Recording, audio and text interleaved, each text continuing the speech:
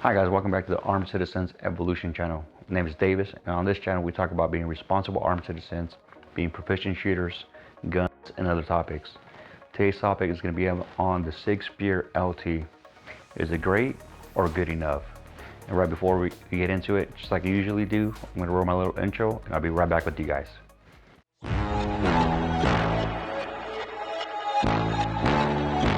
Tell them run it on. I wake up. Yeah. I wake up, flex, thumbs down now. Check, no drip, this wet. Tell them run it on. No sleep, no rest. Might crash, might wreck, but first I stretch. Tell them run it on. Alright guys, so now getting into it. So the 4 points I'm going to be talking about today are going to be accuracy, trigger, weight reduction, and the cons for this gun. Now, a lot of the stuff that I'm going to talk about, it's based on about a year's worth of owning this gun. So while it's not a long-term review, I would say I'm pretty well informed with the gun. I have right around, I'll say 2,200 rounds through this gun within a year. It's not a lot, but I have multiple other rifles or AR pistols that I actually use. So I don't usually just dedicate myself to one setup. So, but getting into it, accuracy. My range is at 100 yards, the one I go to, so I'm capped at that limit. And with the red dot, benched, supported with PMC, bronze, PMC tack, black hornady, and I forgot what other ammo I've used. I'm able to do 1.5 inch to 2 inch groups, and that's benched. So that could be due to just me not pressing the trigger correctly. That could be just ammo factors. So there's slight variations on where it's grouping, and I'm going to do a follow-up video on the accuracy part of this. So there will be a second part to this video, but accuracy, as far as I'm concerned, it's good enough for what I intend to do with it. Within the context of my situation, I'm a civilian. I would primarily use this as a home defense setup. And my house is not 100 yards. I don't have a 100-yard hallway or any situation like that. I think the biggest span for me is about 10 yards. So it's more than enough for me. Now, given some people might want to dedicate this to something else, might not be the most ideal setup where you could maybe potentially get away with a 16-inch variant of it. Like I said, this is primarily home defense. If it needs to be, that's the capacity that I use this gun in. So accuracy is good enough. 1.5 to 2 inch groupings at 100 yards is substantial for what I needed to do. Now, moving on to the trigger. A lot of people are arguing that this trigger is not ideal. It's not the best. And for me, it's good enough. And I know that a lot of people are trigger snobs and want to have Geisleys or Timmy triggers or X trigger, right? Doesn't matter. The trigger is good enough for what it is. I myself am not a 2-stage trigger kind of guy. I personally prefer a 1-stage. Now, it gives me a slight hang up, but it's not enough for me to say it's a bad trigger. I know a lot of people are arguing that it's too thin of a profile, which maybe it is, but it doesn't affect me. And I'm going to roll a little video on me doing a build drill, and I'll be right back with you guys.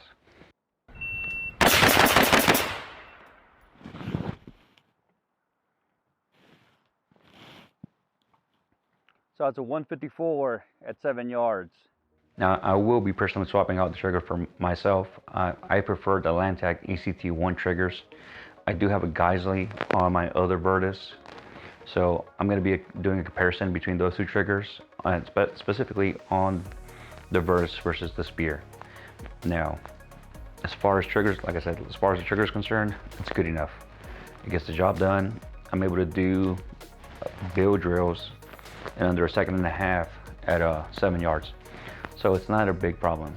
And I'm gonna run another video where I'm doing a build drill at 25 yards, and I'm gonna demonstrate that it's not the trigger. Now I'm gonna be very frank with you guys. If you guys are blaming the trigger because you guys can't manage recoil and you guys can't perform at a certain level, I'm gonna say it's you. I'm gonna definitely say it's you. The trigger is good enough. Like I said, it's not my personal cup of tea, but it's good enough. So I'll roll that video and I'll be right back.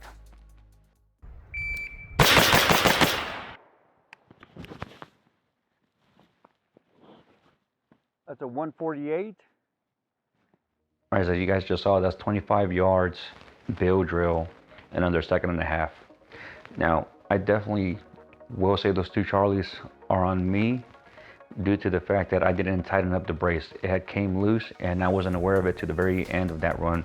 And that ended up being the last 6 rounds I had of the day, so is what it is. It's my fault, but I know I could have done all alphas if I really wanted to. Now, again, at that distance, even with those two Charlies, that trigger did its job. When I get into the weight reduction, this gun is definitely not on the lighter side of stuff. It's still a pretty heavy gun, especially when you start adding accessories, suppressors, optics, lights, and all this stuff. It gets very unbalanced. And that's one of the cons I'll get into.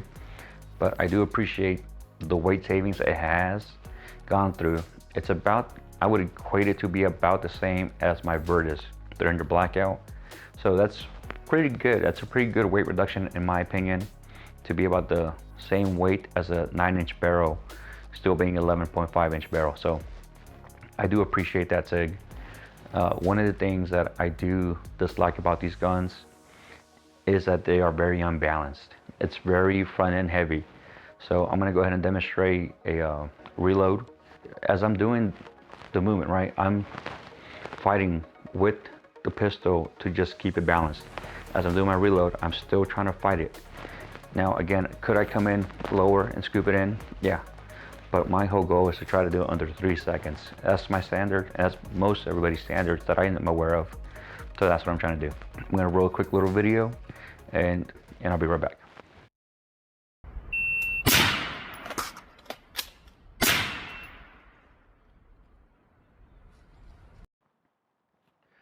It's a 291.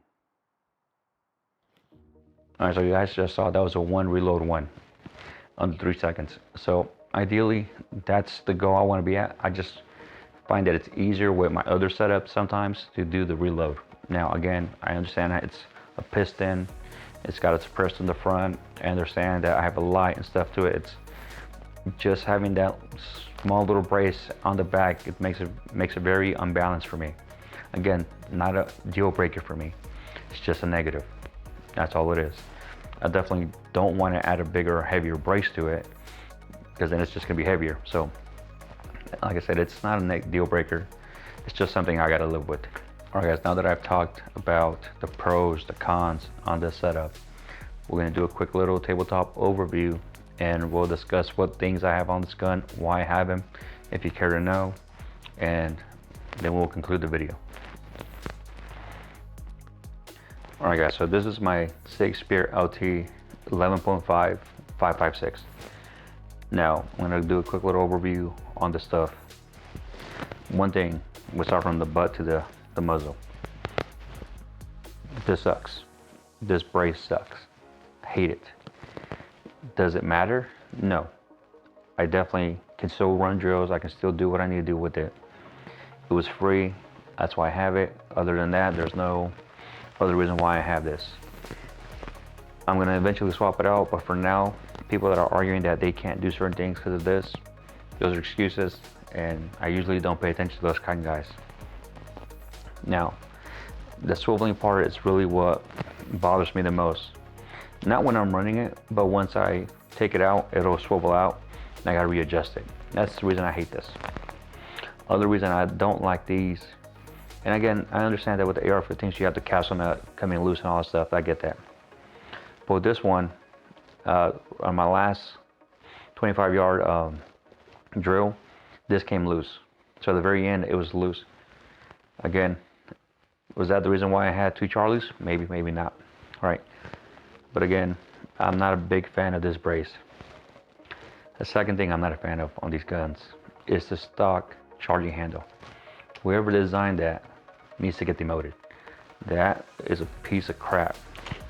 This one's better. The Radiant is better. Is what it is. I definitely had to swap that out immediately. I just hated the other one.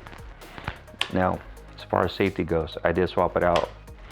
I like a 45-degree throw, and I like ambidextrous safeties.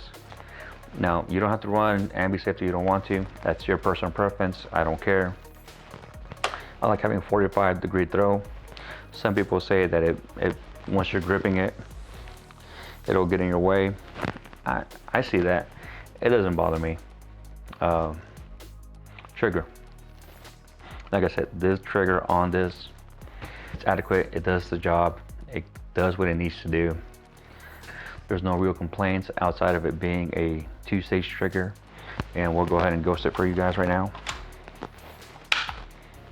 You guys can see there's a lot of take up right there. And I would say that's about a 4 to 5 pound brake on it. It's definitely reasonable for what it is. The ambidextrous controls, I never use this.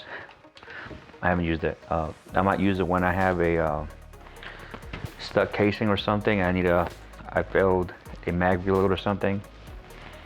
It helps, but as I'm running the gun, I don't use that. Dust cover, doesn't matter. Moving on to the Unity riser and the aim point T2. Do I need this riser? No. Do I like this riser? Yes. Reason why I like this riser, I don't have to crunch my head into my brace to get a good side picture. That's just for me. That's the way I like to run it. You don't necessarily need it. But I also like it because it also has the rear peep sight. So I have that zeroed in with the Troy front sight. Zeroed in fine. I have it 100 yard zero. So that's all I need to have, and it's adequate. It does this job. I also have the Surefire. Now this is a good light. I like these lights. I like the adapter on it. I like having the ability to angle it whichever way I want to. And I paired it up with the hot button. Great. I love having it just, my thumb is right there. I love having that ability. Actually, like, I guess the knurling, the little button protector, whatever it is, it actually helps me dig in to my support thumb. So I don't pull in, I push away. Like I'm opening a jar of mayonnaise, so I'm pushing away onto it and I'm pressing my thumb into these little grooves, and it helps me mitigate the recoil. And that's what the handbrake does too. The accessory handbrake, I love that. This is by far my favorite handbrake ever. I do have a Aero concept sling on here. I'm not a big fan of their sliding mechanism. It scratches the receivers, your guns, but it is what it is. It's just aesthetics at that point. It doesn't really matter to me. The rail scales. I love the rail scales. They don't add as much traction as I would want them to, but it's better than just running it slick. Now I do have a dead air flash hider. That's what I like. I don't care for muzzle brakes or anything like that. Just give me a good flash hider and I'm good. That's all I need. That's pretty much the rundown for this setup, guys. I don't have much as far as cons goes with any of these things. I can't really say anything about reliability on this setup yet. Like I said, I only have a little over 2,000 rounds, so it's not something I can really speak on yet. As far as performance, it's ran everything I put through it. PMC, AAC, Palmetto's brand, Hornady, whatever I put through it, it's ran. Usually you just have to adjust the gas setting depending on what you're running, and if you're running with a suppressor. So again, guys, I definitely love this setup. This is, as of right now, my favorite rifle, pistol, caliber thing, whatever you want to call it. Doesn't matter to me. If you can't run your guns, you can't run your guns. Doesn't matter what you call it. Being able to run it matters more than what you have and what you call your guns. I don't care. In closing, guys, if you're gonna have this kind of setup, but you don't have the skills to run this kind of setup, what's the whole purpose? You're wasting money. You're better off buying a PSA, an Aero, spending money on ammo and training to become proficient than buying this setup and not even being able to use it. So, closing, guys, get training, become proficient, and I'll see you guys out on the range.